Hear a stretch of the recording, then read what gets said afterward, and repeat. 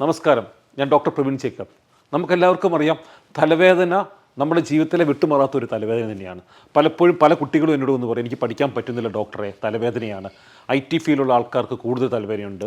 അതുപോലെ ഇപ്പോൾ എല്ലാവരും കൂടുതൽ കമ്പ്യൂട്ടറുമായിട്ടുള്ള അവരുടെ സമ്പർക്കം വളരെ കൂടുതലാണല്ലോ. അപ്പോൾ ഇതെല്ലാം ഉപയോഗിക്കുന്നവർക്കൊക്കെ തലവേദന, വിട്ടുമാറാത്ത തലവേദന ഒരു ജീവിത പ്രശ്നം തന്നെയാണ്.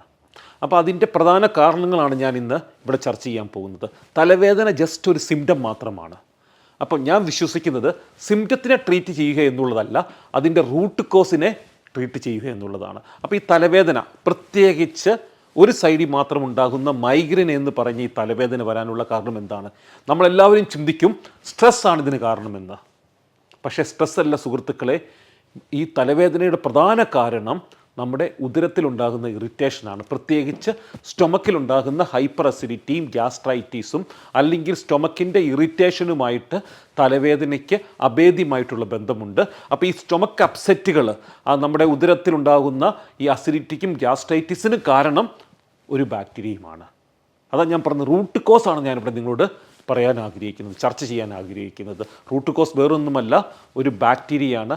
ആ ബാക്ടീരിയയുടെ പേരാണ് H. pylori. നമുക്കതുപോലെ ഇപ്പം ഈ ആധുനിക വൈദ്യശാസ്ത്രത്തിൽ ഏറ്റവും കൂടുതൽ ഉയർന്നു വരുന്ന ഒരു കോൺസെപ്റ്റാണ് ഗട്ട് ബ്രെയിൻ ആക്സിസ്. സുഹൃത്തുക്കളെ, നിങ്ങൾക്കൊരു കാര്യം അറിയുമോ?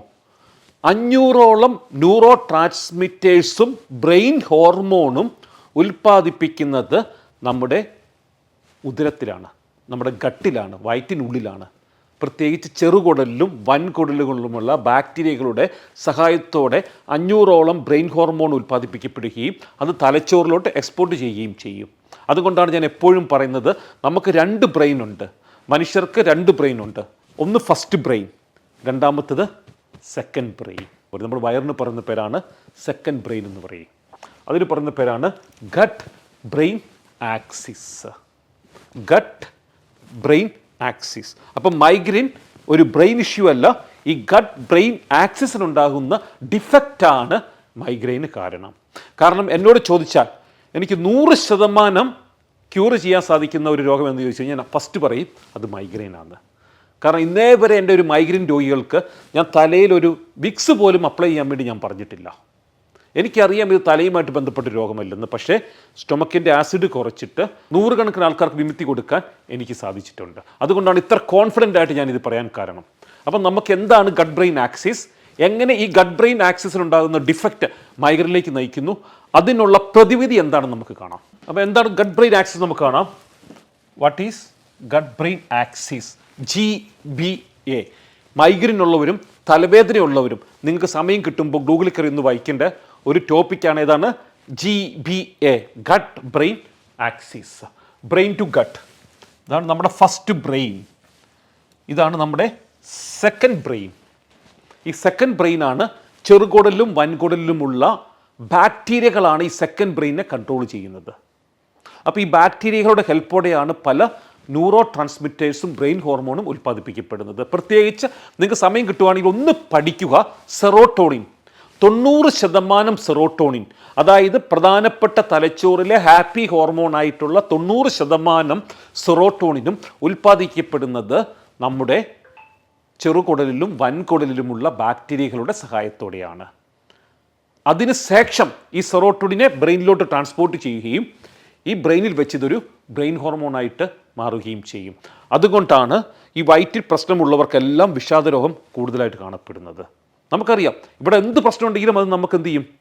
നമ്മുടെ തലച്ചോറിനെ ബാധിക്കും. അപ്പോൾ ഞാൻ എപ്പോഴും പറയും, നമ്മുടെ നമുക്ക് കോൺസ്റ്റിപ്പേഷൻ എപ്പോഴും മെൻ്റൽ കോൺസ്റ്റിപ്പേഷനിലേക്ക് നയിക്കുന്നതായിട്ട് നമുക്ക് കാണാൻ സാധിക്കും. അപ്പോൾ എന്താണ് ഇവിടെ സംഭവിക്കുന്നത്? അപ്പോൾ ഇവിടെ ഉണ്ടാകുന്ന ഹോർമോൺസ് തലച്ചോറിലേക്ക് ട്രാൻസ്പോർട്ട് ചെയ്യപ്പെടുന്നു. തലച്ചോറിൽ നിന്നുള്ള സിഗ്നൽ നമ്മുടെ വയറ്റിനെയും കൺട്രോൾ ചെയ്യുന്നു. ഇതൊരു ബൈലാറ്ററൽ കമ്മ്യൂണിക്കേഷനാണ്.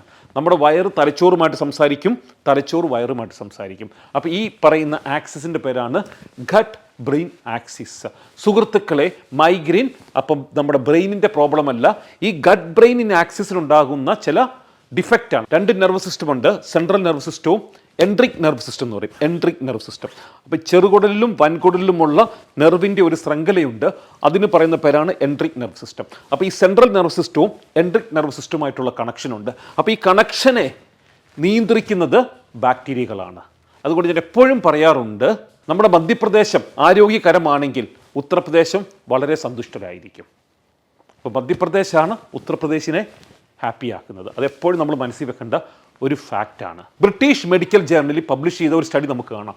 ബ്രിട്ടീഷ് മെഡിക്കൽ ജേർണലിൻ്റെ the journal of headache and pain, the journal of headache and pain എന്ന് പറഞ്ഞ ഒരു ജേർണലിൽ പബ്ലിഷ് ചെയ്ത ഒരു സ്റ്റഡി പറയുന്നു, ഇത് 2020 ഈ സ്റ്റഡി പബ്ലിഷ് ചെയ്തത്. 2020 ഈ സ്റ്റഡി പബ്ലിഷ് ചെയ്തത്.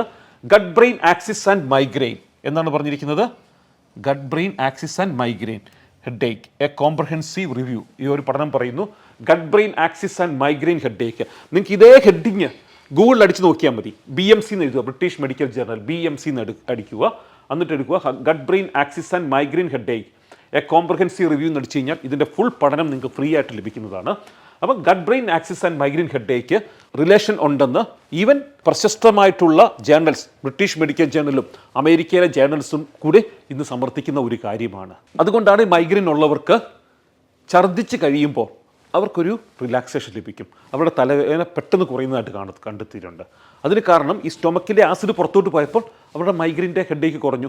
90% മൈഗ്രെയിൻ പേഷ്യൻറ്റിനും എൻ്റെ ക്ലിനിക്കൽ പ്രാക്ടീസ്, എൻ്റെ 20 വർഷത്തെ എക്സ്പീരിയൻസ് വെച്ച് ഞാൻ പറയുകയാണ്, ഒരു 90% പേർക്കും സ്റ്റൊമക്കിൽ ആസിഡ് കൂടുതലാണ്. ഞാൻ ചില ആൾക്കാരോട് സിമ്പിളായിട്ടുള്ള റെമഡി പറയും. ഇത് അസിഡിറ്റി ആണോ എന്ന് റൂൾ ഔട്ട് ചെയ്യാൻ വേണ്ടി എനിക്ക് സിമ്പിൾ ഒരു ടെസ്റ്റിംഗ് ഉണ്ട്. രാവിലെ എൻ്റെ രോഗിയോട് ഞാൻ പറയും, ഒരു 5 ഗ്ലാസ് വെള്ളം കുടിക്കുക, എംറ്റി സ്റ്റൊമക്കിൽ വെറും വയറ്റിൽ ഒരു 5 ഗ്ലാസ് വെള്ളം കുടിച്ച് കൈയിട്ട് ഛർദ്ദിക്കാൻ പറയും. ഛർദ്ദിച്ച് കഴിയുമ്പോൾ അവർ പറയും, ഡോക്ടറെ ഛർദ്ദിച്ച ദിവസം എനിക്ക് മൈഗ്രെയിൻ ഉണ്ടായിട്ടില്ല. അപ്പോൾ ഞാൻ ഉറപ്പിക്കും ഇത് ഇവരുടെ ഗട്ട് ബ്രെയിൻ ആക്സിസിനുള്ള ഒരു കംപ്ലയിൻ്റ് എന്ന്. ഇതാണ് ഞാൻ എൻ്റെ രോഗികൾക്ക് കൊടുക്കുന്ന ടെസ്റ്റിങ്. നമ്മുടെ സ്റ്റൊമക്കിൻ്റെ അസിഡിറ്റി കുറച്ചാൽ മൈഗ്രെയിൻ്റെ എപ്പിസോഡിനെ വളരെയധികമായിട്ട് കൺട്രോൾ ചെയ്യാൻ പറ്റും, പൂർണ്ണമായിട്ട് വിമുക്തി സാധിക്കും. അപ്പോൾ നമ്മുടെ പ്രകൃതിയിൽ വളരെ സിമ്പിളായിട്ടുള്ള ഹെർബ്സുകളും അതുപോലെ പ്രോബയോട്ടിക്സ് എല്ലാം അവൈലബിൾ ആണ്. ഇതിനെക്കുറിച്ച് പൂർണ്ണമായിട്ടുള്ളൊരു വീഡിയോ, എരിവും പുളിയും അടങ്ങിയ ഭക്ഷണമല്ല അസിഡിറ്റി കാരണമെന്ന് പറഞ്ഞുകൊണ്ട് ഞാനൊരു വീഡിയോ ഞാൻ ചെയ്തിട്ടുണ്ട്. അതെൻ്റെ ലിങ്കിൽ പോയി നിങ്ങൾക്ക് ലഭിക്കുന്നതാണ്. അപ്പോൾ ആ വീഡിയോയ്ക്കകത്ത് അസിഡിറ്റിനെ എങ്ങനെ കൺട്രോൾ ചെയ്യാൻ സാധിക്കുമെന്ന് ഞാൻ വളരെ വ്യക്തമായിട്ട് ഞാൻ പ്രതിപാദിച്ചിട്ടുണ്ട്. അപ്പോൾ നിങ്ങളുടെ അസിഡിറ്റി കുറച്ച് കഴിഞ്ഞിട്ടുണ്ടെങ്കിൽ ഡെഫിനറ്റായിട്ട് മൈഗ്രെയിനിൽ നിന്ന് പൂർണ്ണമായിട്ട് വിമുക്തി ലഭിക്കാൻ സാധിക്കുന്നുണ്ട്. ഇനി ഒരു കാര്യം കൂടി ഞാൻ സൂചിപ്പിക്കട്ടെ, 90% മൈഗ്രെയിനും സ്റ്റൊമക്കിൻ്റെ അസിഡിറ്റിയുമായിട്ട് ബന്ധപ്പെട്ടതാണ്. പക്ഷേ ചില സ്ത്രീകളിൽ പീരീഡ്സിൻ്റെ ടൈമിൽ ഒരു 3-4 ദിവസം മൈഗ്രെയിൻ ഉണ്ടാകാറുണ്ട്. അത് ഹോർമോണുമായിട്ട് ബന്ധപ്പെട്ടതാണ്. മൂന്നാമത്തെ ഒരു കാരണമുണ്ട്, അത് വളരെ അപൂർവമാണ്, ഹിസ്റ്റമിൻ ഇൻടോളറൻസ് എന്ന് പറഞ്ഞൊരു കണ്ടീഷൻ. അപ്പോൾ സുഹൃത്തുക്കളെ, നിങ്ങൾക്ക് മൈഗ്രെയിൻ ഉണ്ടെങ്കിൽ, വിട്ടുമാറാത്ത മൈഗ്രെയിൻ ഉണ്ടെങ്കിൽ ഇതുകൂടി ഒന്ന് പഠിക്കുക. ഹിസ്റ്റമിൻ ഇൻടോളറൻസ് ആൻഡ് മൈഗ്രെയിൻ എന്ന് പഠിച്ചു നോക്കുക. അത് വളരെ ചുരുക്കമാണ്. 100-ൽ 2-3 പേർക്കുണ്ടാകുന്ന മൈഗ്രെയിനാണ് ഹിസ്റ്റമിൻ ഇൻടോളറൻസുമായിട്ട് ബന്ധപ്പെട്ടിട്ടുള്ളത്. പിന്നെ ഒരു 5 മുതൽ 7% വരെ സ്ത്രീകളിൽ ഉണ്ടാകുന്ന ഈസ്ട്രജൻ ഡൊമിനൻസ് എന്ന് പറയും, അതായത് പീരീഡ്സിൻ്റെ ടൈമിൽ ഉണ്ടാകുന്ന ഒരു തരത്തിലുള്ള മൈഗ്രെയിൻ ഉണ്ട്. അതിന് കാരണം ഈ ഹോർമോണൽ ഇംബാലൻസ് ആണ്. 90% പേർക്ക് ഉണ്ടാകാനുള്ള കാരണം സ്റ്റൊമക്കിലെ ആസിഡാണ്. Thank you very much.